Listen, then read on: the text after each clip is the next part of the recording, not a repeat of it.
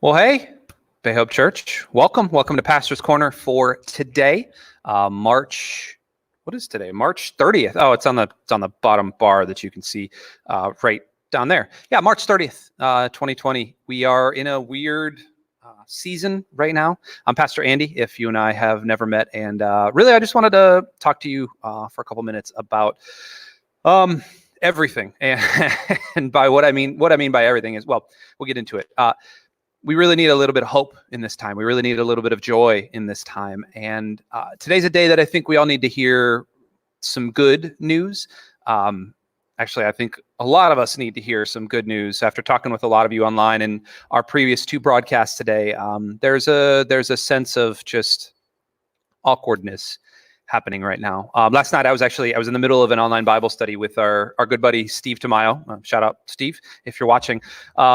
Head over to online or bayhope.com/online small groups as well to join in a small group with us. But we were actually starting the book of James last night, and we were reading from the very first two verses. I got them pulled up right here.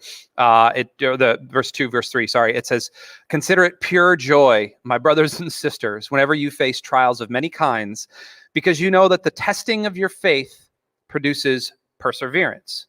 Let perseverance finish its work so that you may be mature and complete, not lacking anything." And so that's what we were studying. And we had plans, inside baseball here, we had planned to do the book of James, to have Steve lead a study of the book of James on Sunday evenings.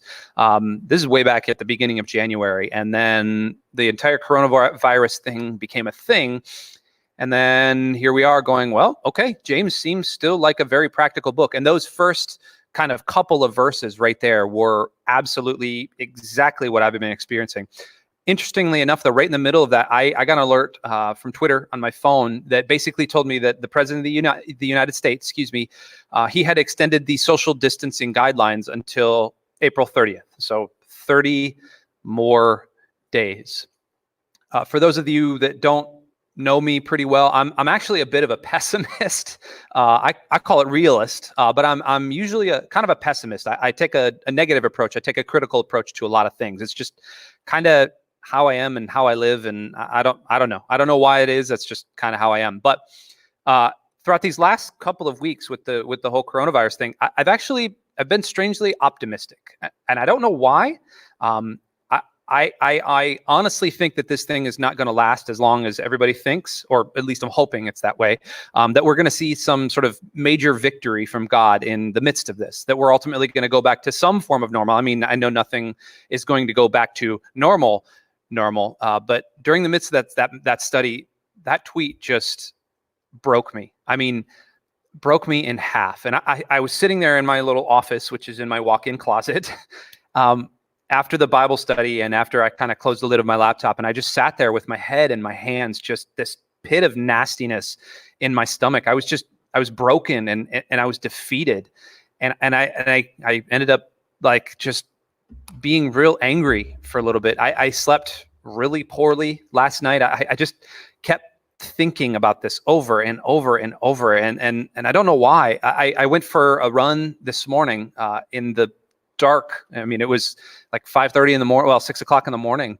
And it was just darkness all around me. And it just felt dark in my soul. I felt bad. I felt awful. I felt angry. I felt mysterious and mystified and tired and just depressed. And I know a lot of you watching can relate to that right now, that darkness and that heaviness. But then on the way into the studio this morning, God, for whatever reason, perked up my soul. And he just kind of spoke to me and he said, hey, there's good news in all of this somewhere. There is a bright, shining light of hope and goodness in this somewhere. And then out of nowhere, my sister had found this video, and actually everybody in the world was sharing this video of the actor, John Krasinski, who is Jim from The Office, my favorite television show ever. And he literally did the thing that I've been feeling in my soul that we all should be doing. He started something called the Good News Network, and it's him sitting in his office. You could tell he's kind of a little stir crazy as well, but it's him just sitting in his office talking about the good things that are happening in the midst of all of this. He's picking out these stories from hospitals, and the story of this girl who had her very final treatment of chemotherapy and was driving home, and all of her friends and all of her family had lined the road that she was driving home in, and they just had signs and banners, and they were cheering her on. And I watched it, and I was just sobbing. I was sitting in this studio and back in my little corner, just sobbing. There's this video of an elderly man and his wife, and the wife is looks like a hospital or like a rehab facility or something, and the elderly man, was outside, and they're separated by a window. Obviously, he's literally outside, and they're singing Amazing Grace, and he's got this big, beautiful, just baritone voice, and you could hear it echoing through this hospital room. And this woman who's sickly, you could just hear her thin, frail voice just belting out Amazing Grace. And it broke me. I felt in that moment, I felt the hand of God just soothing my soul a bit more, because right now it's not just me that's feeling it, but life is hard. I mean, it's always hard, but right now it's especially a little harder than usual. Life doesn't always go our way. It doesn't always work out or the 30 days turns into 60 days, turns into longer. A lot of times also, it seems like you have one problem and then another one crops up, and then another one crops up, and then another one right after another, and it just hits you from all sides. We have problems that hit us from everywhere, and it leaves us spinning and wondering why we didn't see all of this coming. I mean, this virus pandemic is a perfect example. 3 weeks ago, this was not even a thing in our little cloister of the world, in the Western world. Obviously, it had been going on for a long time, and I don't want to minimize all of that. But for us here in our kind of Western world, it wasn't anything. And all of a sudden, boom, it explodes. And all of a sudden, we're being hit by all these things. And then days, and then months, and even years can go by. We look back and we wonder where, hey, Diane, good to see you.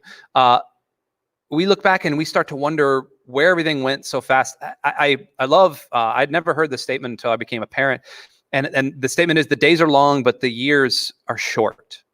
You get it? I mean, that's how it is when you're a parent. The days with your children sometimes seem so long, and you just want them to go to bed and all those other things. And then all of a sudden you wake up and they're 15 years old, like my oldest, and he's on the brink of getting his driver's license. What? Like, how does that even work? But if we try to live our lives in a way that honors God, it doesn't erase all of the fact that we still live in kind of a broken world with all these problems, and we constantly face all of these battles and hardships and struggles and broken relationships and illnesses and viruses and businesses closing down, and no more toilet paper and our own weaknesses on top of all of that. And in the midst of all of that, we sometimes feel like we've lost time, or we've missed opportunities, or we've blown chances along the way, and we struggle with this feeling as if we're just walking through all of these years of broken pain and glass and struggle. Like, God could never walk through all of that stuff, is what a lot of us could say. Hey, Don, good to see you as well. Life sometimes feels like there could never be any hope in the midst of all this trying to stay home. It looks like there's never going to be a resolution, another 30 days, and on and on and on. But I have something that's been in my soul, and you can see it off to that side right there. We're going to get to that in just a second. If you go right almost in the middle of the Bible, right in the Old Testament, there's a bunch of books that are written by the quote unquote minor prophets. It doesn't mean that they're bad or anything. Their messages aren't themselves minor. They're just 12 smaller books that aren't as long as the major quote unquote prophets, Isaiah, Ezekiel, and Jeremiah. And there's this prophet Joel. Joel's a minor prophet, and he lived at a time in Judah when warfare was just all the time. It was around every corner. Israel was in the north and Judah was in the south, and they had separated, and they were fighting and warring.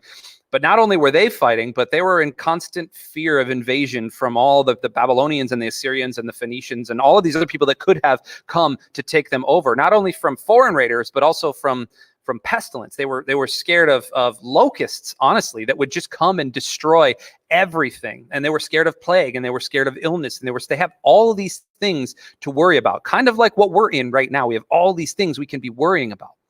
But if you look at what God says through the prophet Joel, here, let me blow this up so you can kind of see this.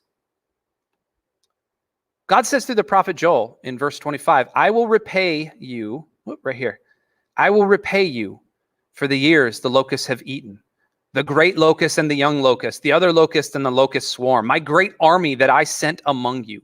You will have plenty to eat until you are full, and you will praise the name of the Lord your God, who has worked wonders for you. Never again will my people be shamed. Then you will know that I am in Israel, that I am the Lord your God, and that there is no other. Never again will my people be shamed. Now, in this passage, locusts themselves, they Dawn, I have to agree with you. Our victory is in Jesus, absolutely. And good afternoon, Irma, as well. Locusts in this passage, for obviously for that time, locusts were a real and present danger. We kind of just think as locusts as something that we can just spray the bug spray on and they go away. But for us, we can take a look at that. Locusts signify bad stuff. I mean, they're gross and they're nasty and they're bugs and ugh. But out of all of that bad stuff, we have good news in the midst of this. Essentially, what God is saying through this prophet right now, through Joel, is this, that there's still hope. There's still a God on the throne. There is still a king. God alone is our hope giver. He's our restorer. He's our redeemer. He's our healer. He's our friend. And on top of all of that, God is for you. Even in the midst of all of this stuff, he is for you. He is for your family. He is for your children. He is for those that love him. Our God is able.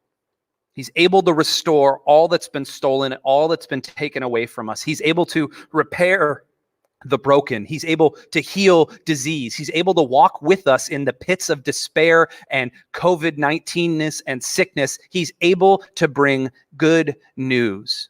God gave us his son, Jesus, to take away our weaknesses, to break our struggles, to show us that sin is nothing, and to ultimately show us that he is our God, that there is no other, and that nothing can stand between him and us. That is why Jesus came. God knows our way. God is close, and he's working far beyond anything that we can see right now. He's here.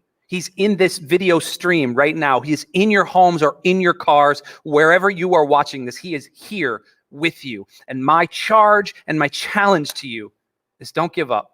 There is a new season ahead. There is a locust-free season up ahead. It's there. It's coming. And if we woke up this morning, if we woke up today, then God is not finished with us. He is not finished with you. There is still good in store. Keep moving forward, Bay Hope. Keep trusting. Keep your mind on, at all times, the good news of Jesus Christ. Died, resurrected, coming again. I love you. I'll talk to you all in a little bit at around 4 o'clock when Pastor Matthew jumps up here. But love you, praying for you. Talk to you soon.